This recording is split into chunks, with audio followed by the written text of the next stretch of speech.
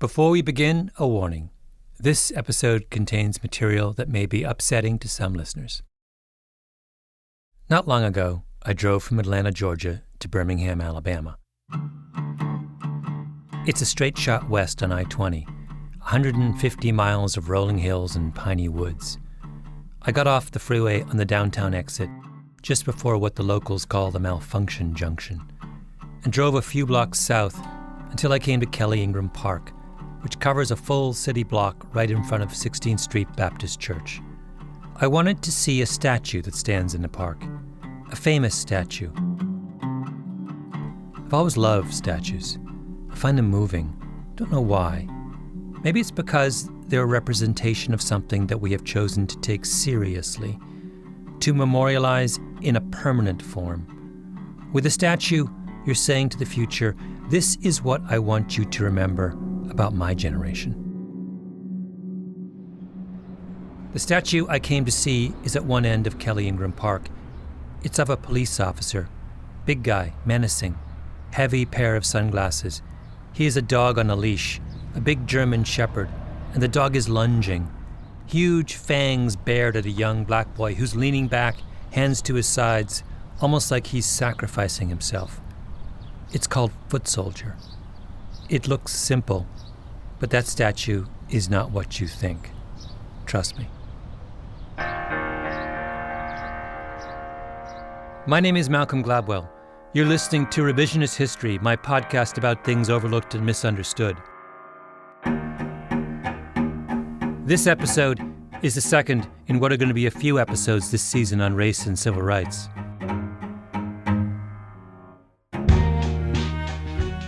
On race in the United States, I'm an outsider. I'm Canadian. My family is half West Indian, which is a very different cultural experience than being an African American. My mom had a friend, a Jamaican, who went down to Georgia once in the 1970s. When she came back, she said the racism there cut like a knife. I couldn't have been more than 8 or 9, and that phrase startled me. It seemed so visceral. But then I moved to the U.S. as an adult, and it seemed like the way race was discussed didn't cut like a knife at all.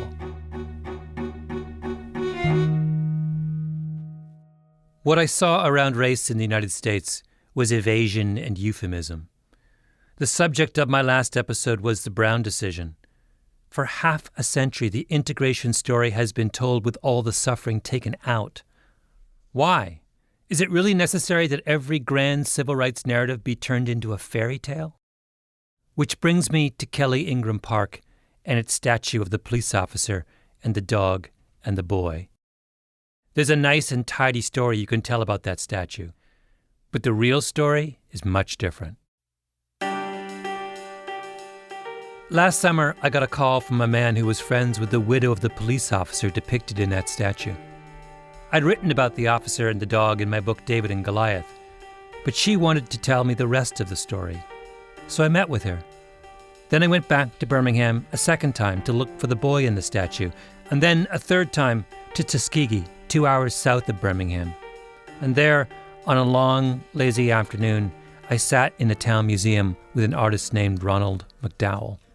Me and LL Cool J, and me and James Brown. And Ronald McDowell is an extraordinary man, spidery and fine-featured. He showed me his portfolio and told me in his urgent confessional whisper about how he was once walking down Sunset Boulevard years ago and ran into Louis Armstrong's nephew, who took him to see Michael Jackson, who wanted McDowell to teach him art, which led in turn to McDowell helping out on the album Thriller. yeah, I did the sketches for Michael on Thriller. Oh, wow. I was trying to make him into a black Superman. And on the back of this piece of paper is a drawing Michael did for me when we were working on Thriller. That's Michael's artwork. One of them. He did several pieces for me. That's just one of them. Richard Arrington, who was the first black mayor of Birmingham, used to call Ron McDowell Mac, which suits him perfectly. He has an air of mischief about him, which we'll get to. That's pictures of me and Johnny Cochran, Spike Lee, Natalie Cole. That's in the state capitol, the first African-American painting hanging in the state of Alabama, Rosa Parks. Governor Siegelman commissioned me to do that. Mac did the statue in Kelly Ingram Park. He's the one responsible.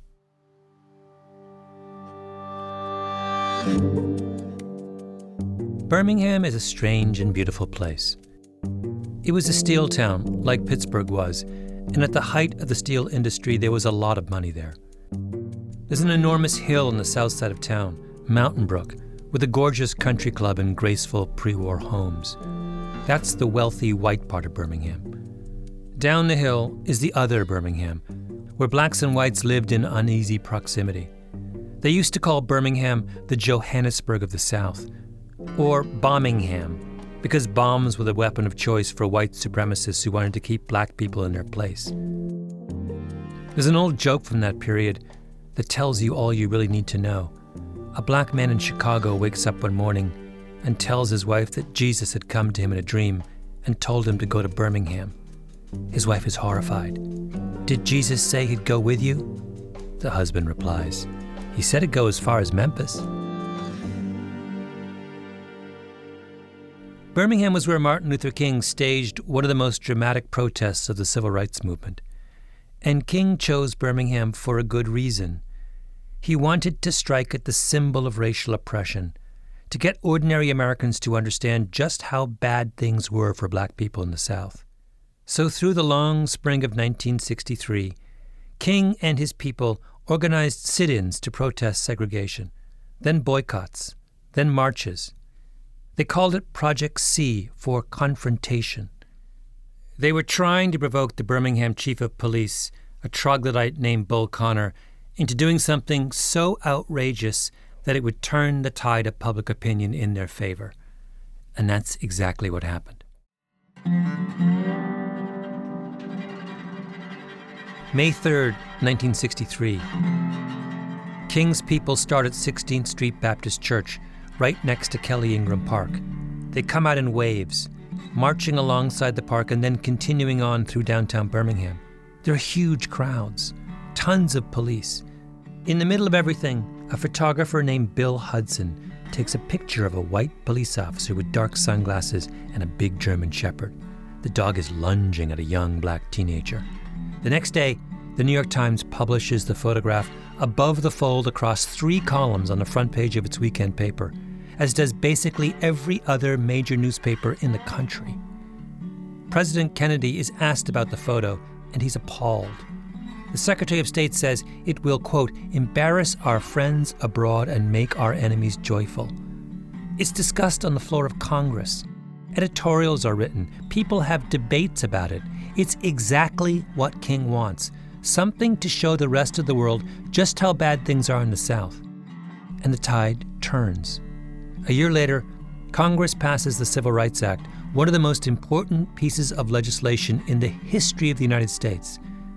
The Civil Rights Act, people always say, was written in Birmingham. Kelly Ingram Park is now a shrine to the events of 1963. The first black mayor of Birmingham, Richard Arrington, takes office in 1979 and decides to fill this little patch of history with sculptures that tell the story of the movement. He commissions one of Martin Luther King, another of Fred Shuttlesworth, who was a key leader of the Birmingham protests. There's one of the 4 little girls killed when white supremacists bombed the 16th Street Baptist Church in September of 1963. Finally, Arrington turns to the photo, the famous photo, for one final statue. And he calls up Mac McDowell, who has moved out to Tuskegee from California and transformed himself into a kind of house artist for the civil rights movement. He said, I got to get a statue done right, because the people that marched in the movement are complaining about the children don't look like them. The children had white features with black hair, and there were a lot of complaints. And he said, I need you to do a design of this image, this photograph of this boy and this police officer and the dog attacking him.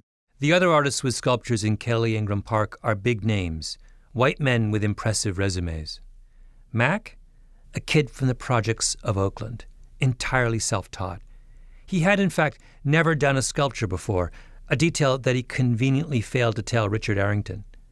The mayor just wants Mac to do some sketches, provide a guide. This look on his face was a look of frustration, like, nobody's doing what I want. They're not getting it. None of the sculptures. And I was like, I can't say no to him because he's powerful. Wizard is a great Oz, of Birmingham. The next thing you know, Mac's doing the whole thing. And I started sculpting it, and 3 hours later, I was complete. And I took it to Arrington I wanted to think I did it so quick, so I waited a week and took it to him, and he said, "You got the commission. How much?" And so the rest is history. It was unveiled in a special ceremony in May 1995. It's called Foot Soldier because that was the term used to describe the people who marched in Martin Luther King's army. On the statue's granite base, it reads, "This sculpture is dedicated to the foot soldiers of the Birmingham Civil Rights Movement." On a little plaque next to it is the famous photo on which the statue is based. If you want to see a picture of it, we have one up on revisionisthistory.com. And the first people to see it was Stevie Wonder's and Emmett Till's mother. And what I didn't know at the time I did the statue, when you're doing bronze, you have to smooth everything. Because I was untrained, I didn't smooth the rocks. So Stevie was feeling the rocks and he cut his hand. And one of the men in the parks was there. And he told me, he said, I'm getting blood on my hand because Stevie Wonder did. I was like, oh my God. But it's almost biblical. It's almost like he's blessing the park with his blood. Yeah. Stevie got cut on those rocks that I sculpted. Foot Soldier is the most powerful sculpture in Kelly Ingram Park. Nothing else comes close. And maybe that's where the trouble starts. The name of the police officer in the photograph was Richard Middleton. Everyone called him Dick. His best friend on the force was Bobby Hayes. Big guy. Lives near a golf course outside Birmingham. Must be in his 80s by now.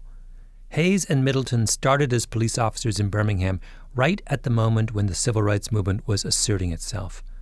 The police department was all white and all male back then, but in the streets, the balance of power was shifting. When integration came to the Birmingham school system, Hayes remembers it as bewildering. If you were a cop, nobody really liked you because we were carrying the black kids into school. That's what we were ordered to do, and they were going to get in. That's just the way it was. We had no choice. The black people didn't like you because you were a policeman. The white people didn't like you because you're protecting the black kids and carrying them in where the crowd, the goofies, didn't want them to go. In 1963, King's protest campaign was headquartered in 16th Street Baptist Church, which is an old red brick building on the northwest corner of Kelly Ingram Park. The protesters would come out in the late afternoon, march around the park on their way downtown. They were trained in nonviolence, marched according to a strict schedule. It was a military operation. Crowds of people would gather to see the spectacle. The police were supposed to keep the protesters and the crowd apart. The protests get bigger and bigger. The crowds get bigger and bigger. It's late spring, so it's starting to get really hot. The police chief, Bull Connor, starts locking up everyone he can. Then Connor says, to hell with it. Bring in the dogs. Of course, there's a lot of noise, a lot of tension in the air, a lot of people yelling and screaming. Bricks started coming in, throwing bricks. It got to be a really ugly sight real quick. Dick Middleton, the cop in the photo, was a member of the city's K-9 unit. He had a German shepherd named Leo. He and the other members of the tactical unit were posted behind a barricade, a row of wooden sawhorses running parallel to the curb. There's a line of cops and dogs in a kind of no man's land between the bystanders and the protesters. He was inside the barricade. The crowd was on the other side. And they were taunting the police, and of course all we could do was just stand at the police. All they could do was just stand there at that time. Dick was well back. The way he told me, he was 10 yards maybe back of the barricades. And the guy came around the barricade. So here we have a foot soldier in the middle of all the mayhem, cutting through the no man's land towards the sidewalk. And Middleton's German shepherd Leo lunges at him. That's the moment Bill Hudson captures in his famous photograph and Ron McDowell captures in his statue. The confrontation between the innocent foot soldier and the snarling face of racial oppression. Bill Hudson's editor says later that he picked that particular photo out of the many taken that day because he was riveted by the saintly calm of the young man in the snarling jaws of the German Shepherd. Here's where the story starts to get complicated. This is an interview today, Saturday, May 25th, 1996, at the Birmingham Civil Rights Institute with Mr. Walter Gadsden of Atlanta, Georgia. Okay, how did you get involved in the civil rights movement? Now, that's one thing that I've always had a problem with. I never did get involved with the civil rights movement. Walter Gadsden is the boy in the photograph, the one bitten by Leo. He's a mysterious figure. He was interviewed at the time of the photograph by Jet magazine back in 1963, but only briefly. From time to time, other people have come forward to say that they were the one in the photograph, not Gadsden, but those claims seem dubious. Meanwhile, Gadsden disappears. People try and find him and can't. All that seems to exist is this oral history that you're hearing, done in honor of the unveiling of Ron McDowell's statue. And the interview is strange because it doesn't go the way the interviewer thinks it's going to go. She starts with the obvious question. You were a foot soldier. Tell me how that came about. And he says, I wasn't a foot soldier. But the fact is, the day of that movement, I was supposed to have been in school. But a friend of mine, or acquaintance of mine, had told me that earlier that Martin Luther King was in town that day and that he was going to be there. And I said I wanted to be there too. I wanted to come and find out what it was all about. Walter Gadsden is a bystander. The famous statue in Kelly Ingram Park, Foot Soldier, is not, in fact, of a foot soldier. It gets stranger. Okay, and when you left school, where did you come downtown? To the park area, the Okay. Kelly Ingram Park over there. So we started walking toward the activity, and as I approached and got closer, they turned and looked at me, and I saw them coming toward me, so I turned to leave. He was walking down a street with the protesters coming towards him, so he veers off to get out of their way and rejoin the spectators on the sidewalk, ducks in behind the row of sawhorses, where he runs into Officer Middleton and Leo. So as I turned and started to walk away, I was grabbed, and the rest of it. Grabbed by the policeman. Grabbed by the policeman and yanked toward him. Is that when the dog bit you? Did the dog bite you As at that near as I time? can remember, that happened simultaneously. Did you? Because the policeman grabbed me, I don't remember what hand, but the dog, he grabbed me with one hand. It happened so fast, there was nothing I could do except throw up a leg and try to protect myself. And as I was doing that, there I went. Yeah. If you look at the famous photo, Gadsden's explanation makes sense. Leo is lunging. The bite is a millisecond away. But Gadsden and Middleton just look startled, the way people do if they unexpectedly bump into each other. Gadsden has his knee up as a reflex, and his hand on Middleton as if to steady himself. Middleton has one hand on Gadsden, and his other arm is flexed. He's yanking back on the leash. Leo has freaked out, and he's trying to restrain him. Leo, whoa! Middleton's colleague Bobby Hayes made the same point to me. Middleton's not letting Leo loose on Gadsden. Quite the opposite. If you look at the picture, you can tell he's holding the dog back. The line's taut, the dog's feet are in the air, the best I recall, and Dick's got him here. He's holding that line. He's not going to let him bite that guy. Now, what does Gadsden say about all this? Does he think he's been the victim of police brutality? Not at all. In fact, he can't seem to understand why everyone makes such a big deal out of what happened to him that day. How did your family members react to your participation? Well, they were angry because I didn't attend school that day. Okay. He appears in an image that transfixed the world, and his parents are mad that he skipped school. The interviewer then tries to get at Gadsden's connections to the struggle for civil rights. Okay, well, the church where your parents or your family members were attending, were they involved in the civil rights movement during that time, do you know? They never told me of it. Okay. What benefits do you, your family, and the community realize as a result of that movement? None.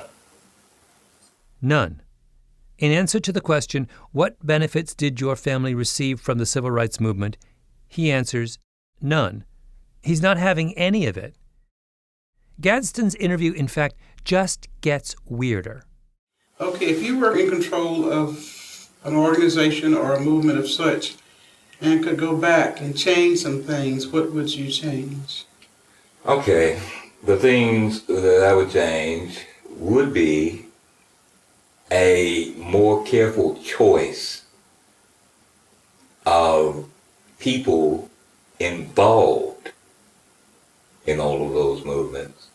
There are too many, to be just blunt, crooked people. Many of the people that were involved and had notoriety became too crooked. The most famous photograph of the civil rights movement is of a startled cop trying desperately to hold his dog back from biting a bystander who wasn't that much of a fan of the civil rights movement. I'm wondering still, why me? Because I've never had any notoriety whatsoever concerning that picture. That picture was in the paper, but many other people were too. Yes. Many other situations. Buses, bombing. Yes.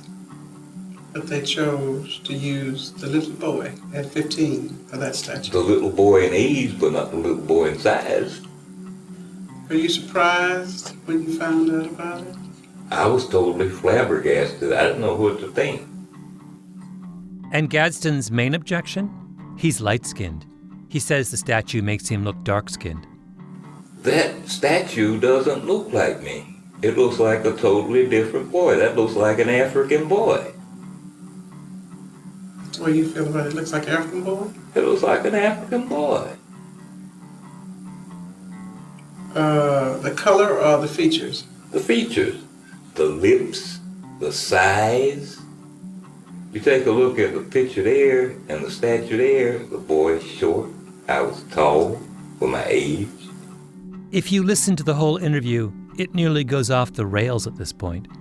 The interviewer expected to find a heroic civil rights veteran. Instead, she's getting a grumpy old man still wedded to some of the oldest and most awkward of black prejudices. We're very proud of it, and I hope you will be too. And now that we know who you are, we can add a name under there.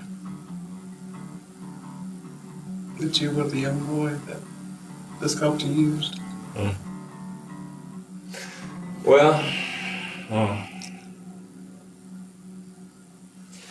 I'm still wondering why, after all the information that I had given and all of that, all that does is establish me as being a young African boy, which I'm not.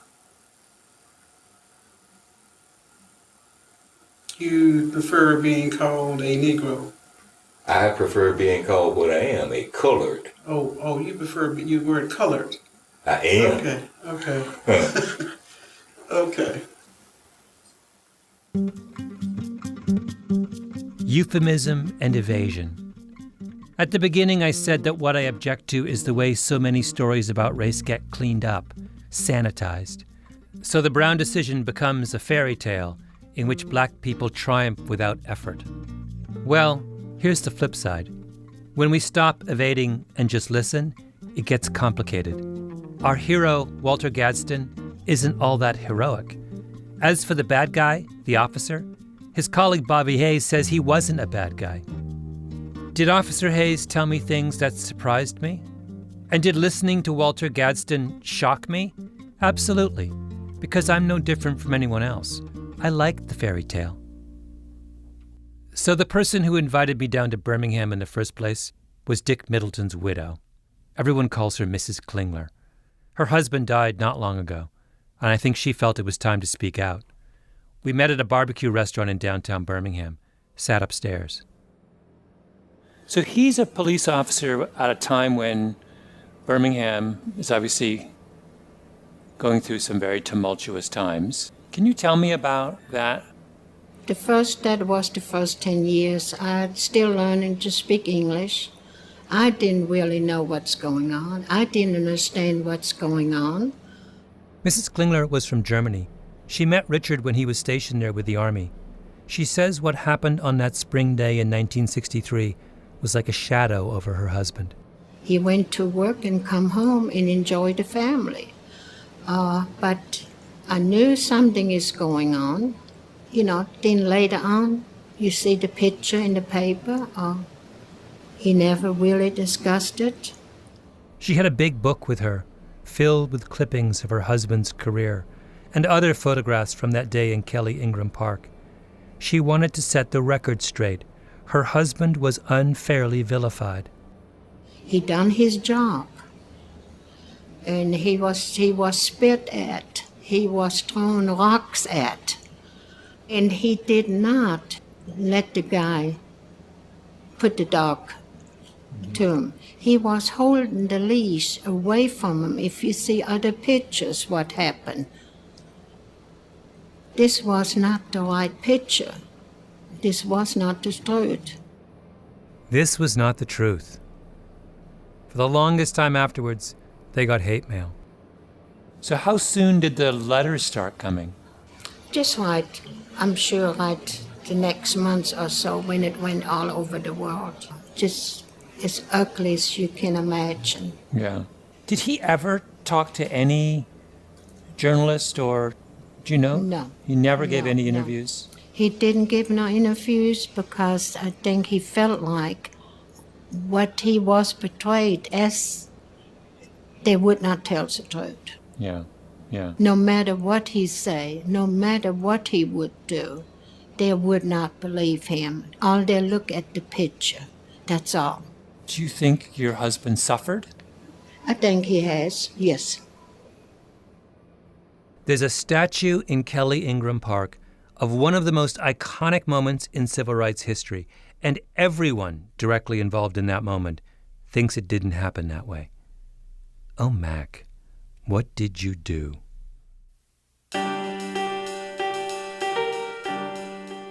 You said earlier that when you draw, you try and inhabit the characters. Yes. So tell me your emotional reactions to that photograph. Well, I saw that the boy was maybe about 6'4". The officer is maybe 5'10", 5'9". And I said, this is a movement about power. So I made the little boy younger and smaller, and the officer taller and stronger. The arm of the law is so strong. That's why his arm is almost like straight. And the dog is more like a wolf than a real dog. Because if I'm a little boy, that's what I would see. I would see like this Superman hovering over me, putting this big old giant monster of a dog in my groin area, in my private area. And so that's what I envisioned when I first saw the photographs. And you changed it. In the photograph, I noticed the boy is leaning in, and in your sculpture, he's leaning back. Tell me about that. He's leaning back because I wanted to depict him showing that I'm not going to fight you. I'm not leaving, I'm not moving, I'm standing, but I'm not going to fight you. This is a nonviolent protest. That's why his hands are open and he's going back, like, do whatever you're going to do. Put the dog on me, beat me with the club, whatever you want to do. And I saw all of that when I saw the photograph. We were in the Tuskegee History Center, a museum on Elm Street, not far from the university. It's in what looks like an old bank, and it's filled with exhibits to the town's extraordinary history. The infamous Tuskegee syphilis study, the Tuskegee Airmen, Rosa Parks' Tuskegee native. McDowell's work was all over the walls. He took me on a little tour. Then we sat down, and he took out his portfolio. Okay, here are the statues.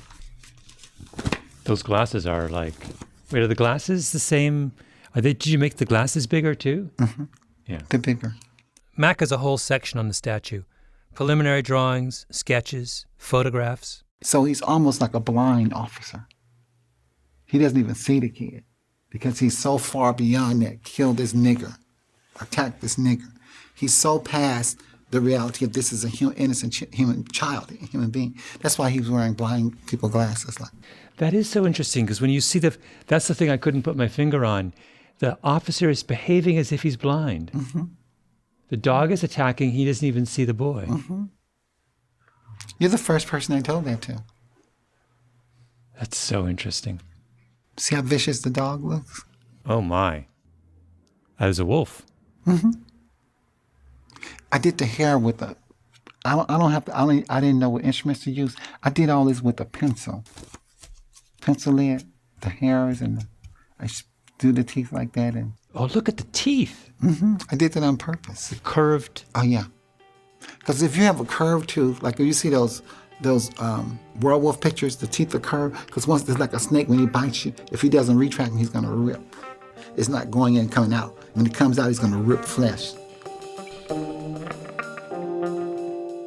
When you're face to face with the statue, it has historical authority. It's in the shadow of 16th Street Baptist Church inside Kelly Ingram Park, at the actual site of the Birmingham marches. But it's a work of imagination. It's not a literal representation. It's art. Wait, are there other details that, you were saying there's the blind officer, there's the curved teeth on the dog. See, the officer moved all of his anger into the dog, and it's the dog that's attacking the boy. That's what they do with racism. Mack made Leo into a wolf and blinded Middleton and shrank Walter Gadsden until he was tiny and helpless because he was telling a story about Birmingham. That's what history is. Each side writes their own story, and the winner story is the one we call the truth. You don't think white people told their share of whoppers over the years in the South? You don't think that there's a statue in a southern town somewhere of a champion of the Confederacy that makes a hero of someone who was actually a villain? White people got to do that in the South for centuries. Foot soldier is just what happens when the people on the bottom finally get the power to tell the story their way. It was a long time coming.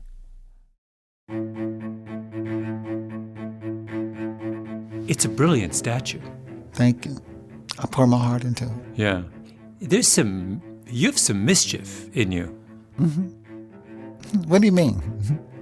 There's a little bit of mischief in your recreation of that photo. You were using that opportunity to make a much broader kind of subversive point. I may be.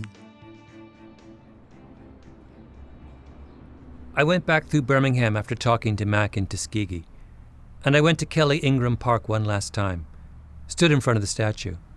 I think everyone who wants to understand the civil rights movement should do that, because of what it means, the hard-won reward of a long and costly battle over who gets to control the stories that make up history.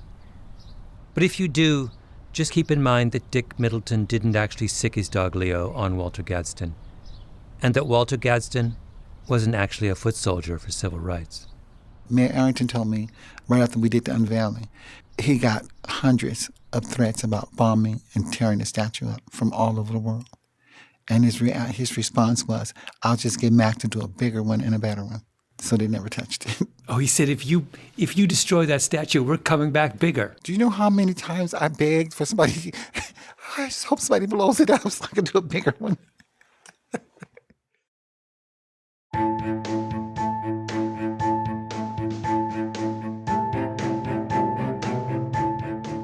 Revisionist History is produced by Mia Lobel and Jacob Smith, with Camille Baptista, Stephanie Daniel, and Xiomara Martinez-White. Our editor is Julia Barton. Flawn Williams is our engineer. Original music by Luis Guerra. Special thanks to Andy Bowers and Jacob Weisberg at Panoply. I'm Malcolm Gladwell.